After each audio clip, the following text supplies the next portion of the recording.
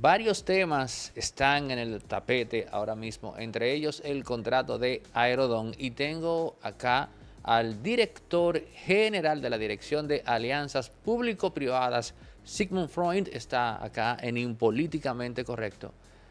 Leonel Fernández dijo recientemente que en sus gestiones no se vendieron, no se privatizaron más bien las empresas del Estado.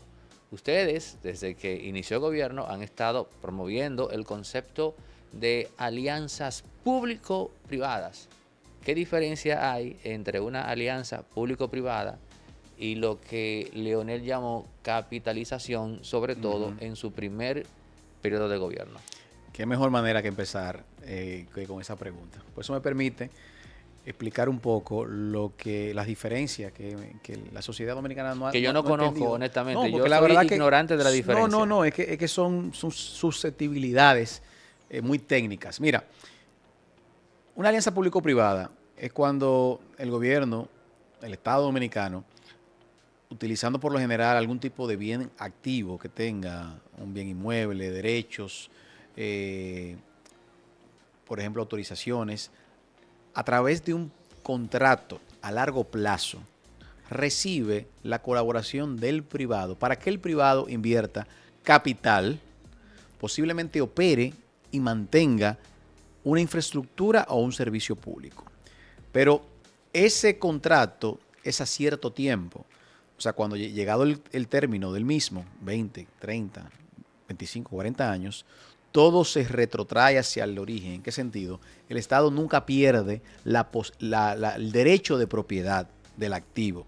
Te voy a poner un ejemplo para los que nos están viendo entiendan más fácilmente. Cuando el Estado dominicano decide hacer una autopista, que no sea una autopista con fondos públicos, porque no tiene la capacidad económica en esos momentos, porque no está presupuestado. Entonces, ¿qué hace? Licita a través de una alianza público-privada para que el sector privado invierta los recursos, construya la autopista, opere la autopista y la mantenga por un periodo determinado. El mejor ejemplo es el caso de la autopista de Samaná, para que el dominicano comprenda. La autopista de Samaná, obviando evidentemente las críticas que se hicieron durante muchísimos años, que son ciertas, eso es una autopista que el Estado dominicano no tenía en aquel momento, en el año 2002, 2003, cuando se hizo el contrato, los recursos para llevarla a cabo. Entonces licitó una alianza público-privada. Vino una empresa privada o un consorcio, hizo los diseños, consiguió el capital, obtuvo financiamiento, hizo la construcción de la autopista y durante cerca de 20 años casi, estuvo operando y manteniendo la autopista. Está bajo el control privado. Eso fue un ejemplo de capitalización. No, es un ejemplo de alianza público-privada. ¿Por qué? Porque nunca en proyectos como este el Estado pierde la propiedad. ¿Qué significa eso? La autopista, cuando termina el contrato, pasa a manos del Estado. Es un contrato de carácter con un término específico. La capitalización, como le dice el doctor Fernández, que otros dicen privatización, no es más que cuando el Estado dominicano cede activos, vende activos de manera permanente, no de carácter transitorio o a tiempo determinado, como las alianzas público-privadas. Por ejemplo, las empresas del sector público en el año 2000, 96-2000. El Estado dominicano era dueño, por mencionar una, de Molinos Dominicanos. En aquel momento no recuerdo cómo se llamaba el nombre. El Estado era propietario del 100% de la empresa. ¿Pero qué requería? Las empresas estaban totalmente desfasadas, requerían inversión en tecnología, en equipamiento, en toda una serie de situaciones para poder hacerles competitivas. Entonces, el Estado dominicano hizo un proceso de venta de una proporción de las acciones de esa empresa. Entonces, eso se le denomina una capitalización o privatización, porque el Estado ahí sí vendió el 49, el 50, el 55% de las acciones al sector privado. El Estado dominicano entonces no tiene ya ningún derecho sobre esas acciones.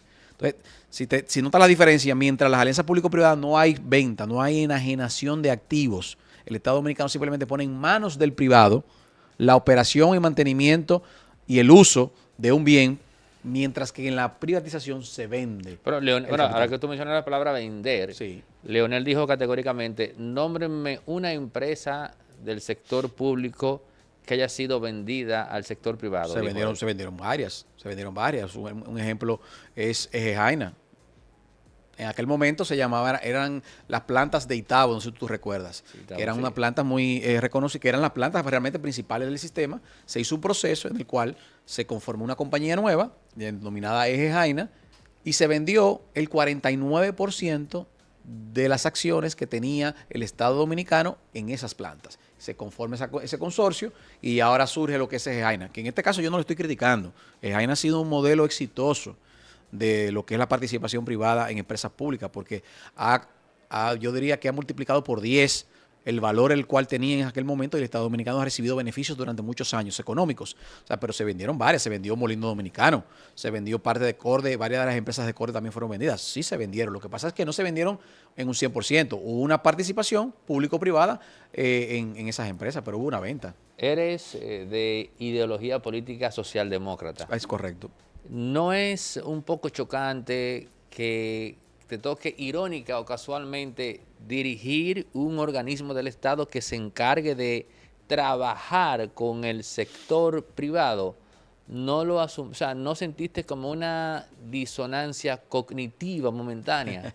Mira, interesante. La verdad que sí, o sea, dentro de las instituciones del Estado que interactúan más con el sector privado, la Dirección de Alianza Público-Privada es una de ellas. Y parte de la crítica que se hace, muchos que no lo entienden, no comprenden el programa y otros que realmente están en desacuerdo, es el hecho de que por qué razón nosotros como Estado Dominicano cedemos en lo que es en determinados proyectos al sector privado para que estos puedan venir e invertir y operar y lucrarse, porque todas las alianzas público-privadas tienen, el sector privado busca retornos. Ahora, ¿qué es lo que ocurre? El principal objetivo de los proyectos de alianza público-privada es generar impacto socioeconómico positivo. ¿Qué significa esto? Generar empleos, fuentes de trabajo en esas regiones, generar de alguna manera también una economía circular alrededor de estos proyectos, en los cuales también hay empleos indirectos, hay más de comercio que también se instalan, hay incremento en las ventas, hay una dinamización de la economía. Y yo te voy a poner el mejor de los ejemplos, Anaudí, el proyecto de Pedernales. Nosotros estamos desarrollando el proyecto de Cabo Rojo, que es el nuevo destino turístico que la República Dominicana está en fase de creación. No logro comprender por qué el gobierno, la figura del presidente, vende Pedernales, pero la sociedad ve a David Collado promoviendo otro proyecto turístico. No. Da la impresión. No, lo que pasa ahí es lo siguiente. Mira, el presidente es el presidente, o sea, Pedernales es el proyecto del gobierno dominicano. Evidentemente hay un enfoque particular en el caso nuestro en Pedernales porque nosotros estamos apoderados de ese proyecto. El ministro de Turismo tiene una cartera muy amplia y plural de otros proyectos, pero eso no significa que no está el proyecto de Pedernales. Todo lo contrario. Inclusive tenemos una colaboración muy constante. Frecuentemente nos discutimos aspectos que ellos sugieren. Toda la permisología la otorga el Ministerio de Turismo. Ahora, con la llegada del primer crucero, el Ministerio de Turismo está totalmente involucrado. Pero te decía que ese proyecto de Pedernales es un proyecto público, será un proyecto público-privado, porque ahora mismo es público totalmente, pero nosotros estamos buscando socios privados para que puedan construir todos los hoteles que requiere esa zona. Todo lo que se ha generado y se está generando actualmente en la región en Pedernales y en la región Enriquillo, no es más que es favorable, no es para los ricos de la República Dominicana, es para la clase pobre, media, los pedernales que no tienen empleo, que han tenido que emigrar hacia el este del país, hacia Santo Domingo, se van a quedar en sus lugares. Porque ahora actualmente, para que tú tengas este dato, el día de hoy nosotros hemos creado entre los 3 hoteles que estamos construyendo, en estos momentos más las obras de infraestructura de servicios, cerca de 1.800 empleos en una zona que todos conocemos que no había ningún tipo de fuente de empleo. Entonces, esos 1.800 empleos, ¿a quiénes van? Van a esas personas de Pedernales, de Barahona, de Independencia, que no tenían ninguna opción. Es el aspecto social. Hay un conflicto político ahí en el sentido de que ciertamente puede beneficiar a la región o demarcación donde se implementa tal o cual proyecto, pero al mismo tiempo, cuando se analiza en sentido amplio, la gente, fruto de la manipulación, y vamos a hablar claro, manipulación que llega a los medios a través del grupo empresarial que no fue beneficiado o que no le dejaron participar en esa alianza público-privada. Entonces hay un costo político porque tiende a satanizarse la incursión del sector privado en el ámbito de lo público. Entonces tú tienes por un lado a la gente que se beneficia, que probablemente te votará con un sí, pero tienes a la población en sentido amplio que no pertenece a esa demarcación opinando en contra de eso, siendo manipulada en un ejercicio ahí al más puro estilo de Walter Lippmann en Public Opinion. Sí, pero uno de los grandes méritos que debemos reconocer del presidente Luis Abinader es ese mismo, el valor de tomar decisiones aunque le puedan costar políticamente. Muchos han criticado, presidente, pero ¿y por qué usted está haciendo toda esa inversión, todo ese esfuerzo en Pedernales cuando es una provincia que tiene 20.000 habitantes, cuando toda la región posiblemente ni siquiera llega al 50% del electorado que existe en el Distrito Nacional? Ha sido inclusive críticas que se le han hecho internamente, públicamente. Pero el presidente tiene una visión distinta. El sur, la única manera que se podía desarrollar era a través de un crecimiento económico generado por un área de la economía que estuviera totalmente, primero, en total crecimiento todos los años, sostenible y que generara empleos. ¿Cómo se podía hacer? Esa región no podíamos instalar industrias, primero por la lejanía a los centros productivos más importantes del país. La agricultura no es la mejor zona para generar proyectos de este tipo por el mismo clima, la misma distancia de Santo Domingo y de los otros lugares más poblados. Con los recursos naturales que tiene Pedernales, ¿por qué no explotarlo turísticamente, conviviendo el medio ambiente y el desarrollo turístico? Entonces, de esta manera, sin importar, como tú acabas de mencionar, cuál pueda ser el cuestionante de otros sectores, de otras provincias, de otras regiones, que por qué invertimos en Pedernales y no invertimos posiblemente en Miche, o por qué no hacemos un proyecto en Puerto Plata, o por qué no hacemos un proyecto en Punta Cana, pero que el país tiene que entender, Pedernales no es un proyecto de la región sur. En 10 años, Pedernales es un proyecto del país, del Caribe. ¿Por qué? Porque la generación de cruceros, de turistas que van a estar llegando por la vía aérea, va a desparramar no solamente a la región Enriquillo, eso va a beneficiar a toda la República Dominicana, porque lo que ocurrirá ahí es, tú lo verás, es que Pedernales se convertirá como una especie de, inclusive de destino alterno.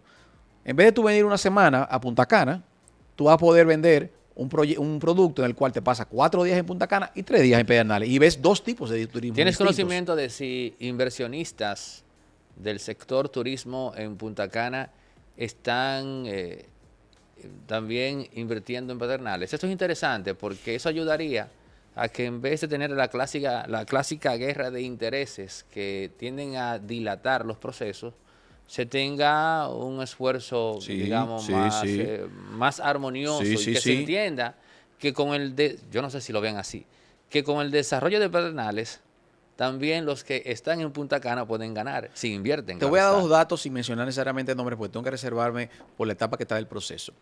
Nosotros llevamos un proceso de lo que se llama la elección de un socio estratégico para recibir capital privado para poder culminar con lo que yo mencionaba ahorita, con el desarrollo hotelero de Cabo Rojo. En ese proceso están participando 2 grupos importantes ahora mismo, que es un proceso que tenemos ya 6 meses y en enero deberíamos concluirlo seleccionando a un consorcio o un grupo que acompañará al Estado Dominicano en este proyecto. De esos 2 grupos, uno de ellos es un grupo totalmente local, que tiene intereses hoteleros en la región este del país, o sea que es propietario de hoteles tanto en el área de Punta Cana como en el área de Miches. Por el otro lado, en el otro grupo, también tenemos una mezcla de un consorcio internacional con hoteleros mexicanos y también con desarrolladores inmobiliarios del sector turístico en la región este del país. Ambos están participando en este proceso. ¿Por qué? Porque una cosa no compite con la otra. El turismo de Pedernales será un turismo distinto. O sea, el turista que llegue a Pedernales no va a competir con el turista que llega a Punta Cana, se van a complementar por el tipo de atractivo que ofrece una región versus la otra. Pero te voy a dar otro dato. Las cadenas operadoras que nosotros estamos ya cerrando contratos de operación para operar los primeros 3 hoteles que estamos construyendo, son cadenas, que son públicamente, lo puedo decir, que tienen hoteles en el este. Una de ellas, por ejemplo, Iberostar. Iberostar será la primera cadena operadora en Pedernales, en Cabo Rojo, que empezará a finales del año 2024. Y la segunda es Hyatt. Hyatt tiene 2 hoteles que estará operando en Pedernales y tiene, como tú sabes, hoteles en Punta Cana, tiene hoteles creo que en Miches ahora, y también tiene hoteles en Santo Domingo. O sea, ellos están viendo de que lo que están aquí es diversificando su oferta y a la vez también diversificando su riesgo. Porque nosotros, o sea, el empresario actual lo que está viendo es cómo yo no pongo todos los huevos, por decirlo de una manera, en la misma canasta. Si en un momento determinado, Pedernales, por una razón u otra, es el destino que arranca, que impulsa, que va en crecimiento más acelerado, ¿por qué yo no voy a participar de ese dinamismo que está recibiendo esa zona? Y me voy a quedar excluido porque simplemente yo tengo intereses en otra región. Y yo creo que así que lo está viendo el empresariado dominicano y el empresariado también internacional, porque tenemos ya también ofertas de grupos hoteleros importantes que inclusive, déjame decirte algo, hay un grupo hotelero que yo puedo mencionar públicamente, que es el grupo hotelero Sandals. Sandals es el grupo más importante hotelero de Jamaica, de una familia muy reconocida, que tiene hoteles en toda lo que es el Caribe inglés, pero nunca ha tenido hotel en República Dominicana, no opera ningún hotel. Han venido 2 veces al país, han visitado todas las regiones del país. Y un día dijeron, yo quiero que me lleven a Pedernales. Y yo lo recibí al presidente de la empresa. Cuando llegaron a Pedernales, quedaron atónitos de las bellezas naturales. Y tenemos propuestas de ellos para instalar su primer hotel en la República Dominicana en Pedernales. O sea que lo que te estoy diciendo es que esto Pedernales no va a competir, ni debe competir con Punta Cana ni con Puerto Plata. Debemos verlo como un complemento a esos destinos. Quizás del cuerpo de funcionarios del presidente, tú eres el que tiene el apellido como más exótico. ¿De dónde viene Freund? Sí, mira, Freund es proveniente, mis antecesores, mi abuelo vino de la Alemania nazi, estuvo perseguido porque era judío. Okay. Era judío. En el año 1939, tú sabes que luego de la conferencia de Vian en Francia, el dictador Trujillo facilitó lo que sería una cuota para recibir judíos que estaban siendo perseguidos en Europa y que querían salir de Europa en virtud del régimen nazi a partir de 1933. Entonces, mi abuelo vino conjuntamente con su mamá y con una hermana, pudo salir de Alemania, su papá no tuvo esa misma suerte, y llegó a Sosúa. Llega a Sosúa, se instala en Sosúa con la comunidad judía que se instaló ahí, y luego entonces se casa con una dominicana, y ya nosotros entonces nacemos aquí, y el judaísmo de una manera u otra lo perdemos, porque el judaísmo se transmite por la madre. Entonces, pero el Freund es un apellido alemán, pero de origen judío. Significa amigo en alemán. Bueno, veo que friend sí, es amigo en inglés y todo, correcto, y todo eso. Tu condición de burócrata y que te toca lidiar con funcionarios que no necesariamente son burócratas, sino, digamos, el típico funcionario que, aunque cumple con su función, tiene también una parte de su cerebro, quizás la mayor parte de él, pensando en un proyecto político. En el caso tuyo, o sea, no hay como una señal clara de que te interese en algún momento ser senador, alcalde, diputado. O sea, tú te sientes un burócrata de la A hasta la Z. Ahora, tú no sientes o tú te inhibes de llegar a ese punto porque eres de los que piensas que el rol del individuo que está en el Estado, que a su vez aspira a algo político en términos electivos, es un asunto como que puede traer desorden, caos o más de la politiquería que tiende a criticar la sociedad. Mira, primero, aunque el término es correcto, burócrata, lo que escuchan, cuando ven burócrata, entienden, burócrata, esos son los de la gente que retrasa los procesos, que no son ágiles. Bueno, yo soy un servidor público, evidentemente también. Y la función que yo siempre he tenido, tanto en el partido Revolucionario Moderno como actualmente, es más en lo técnico. Vengo del ejercicio del derecho muy intenso, con mis especialidades en derecho público, también en inversión extranjera y en el ámbito también de derecho tributario. Y más o menos por ahí me fui involucrando en el partido con esas inquietudes que uno tiene siempre de servir y de poder o sea, poder dar de sus capacidades para que la sociedad dominicana pueda recibir algún tipo de beneficio. Entiendo yo que aportamos algo. Pero el presidente Luis Abinader, mi relación con él surge realmente también en el ejercicio profesional. Yo fui abogado de varias de sus empresas cuando antes de que mucho antes, hace 10 años o 12 años atrás, y tuvimos esa relación. Entonces, yo no me veo en estos momentos aspirando a una posición electiva.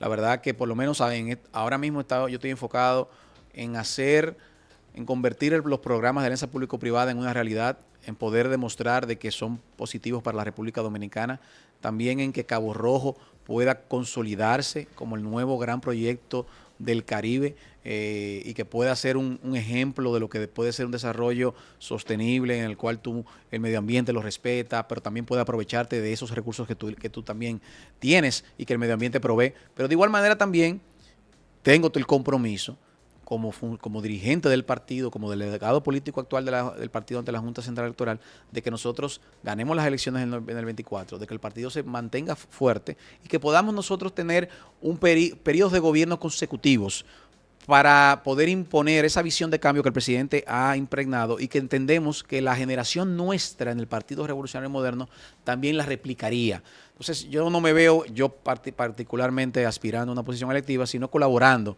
con otros, que hay muchos dirigentes con capacidades para poder heredar al presidente Luis Abinader en el año 2028. El contrato de Aerodón, lo que ha salido en la prensa, cosas como que, por ejemplo, el 10% que se negoció no sería recibido si no hay una especie como de cuotas que se cumpla por año, punto 1, punto 2, el hecho de que se pueda embargar al Estado Dominicano, esas cosas, esas y otras cositas que van como saliendo dosificadas, no hacen quedar este contrato como algo nocivo para los intereses de República Dominicana. Lo primero es que tenemos que analizar de dónde partimos. O sea, ¿cuál es el contrato que tenemos actual? Un contrato el cual no se le otorga al gobierno dominicano ni un canon, o sea, no tiene una tasa que beneficie al gobierno dominicano, no obliga al concesionario, al concedente, perdón, no obliga a hacer las mejoras en los aeropuertos dominicanos. Y es el mejor ejemplo de lo que está ocurriendo en el aeropuerto de las Américas, que eso está a la vista de todo, ¿verdad? Tampoco tiene cláusulas en las cuales establezca obligaciones de cumplimiento para proveer mejor un servicio público. Y me quiero detener un segundo en eso, que la gente no le ha puesto atención. ¿Cómo se miden hoy los estándares de los aeropuertos a nivel internacional? Se miden en el servicio que brindan al usuario. ¿Y cómo uno de los elementos más importantes? El tiempo que toma a cualquier pasajero desde el counter de la línea aérea, ¿verdad?, hasta abordar el avión. ¿Cuál es la experiencia que vive durante todo ese trayecto? Cuando pasa por migración, cuando pasa por los chequeos de seguridad, cuáles son las ofertas comerciales que tiene luego de entrada, cuál de igual manera el área de espera. El contrato actual ni verifica eso, ni tiene eso como un plan, ni como objetivo. ¿Y qué es lo que ocurre? Los aeropuertos de todas partes del mundo son un servicio público y eso tenemos que entenderlo. O sea, el usuario, el pasajero, tiene que tener una experiencia favorable. Es lo mismo que vaya a un transporte, se monte en un metro o se monte en un tren. Es un servicio público igual. Entonces, el objetivo principal de todo Estado dominicano al momento de concesionar un aeropuerto es que el privado garantice una experiencia óptima al usuario. Entonces, eso no lo tenemos hoy en el contrato actual. Pero ahora, ¿qué vamos a lograr con la renegociación y la extensión de la concesión?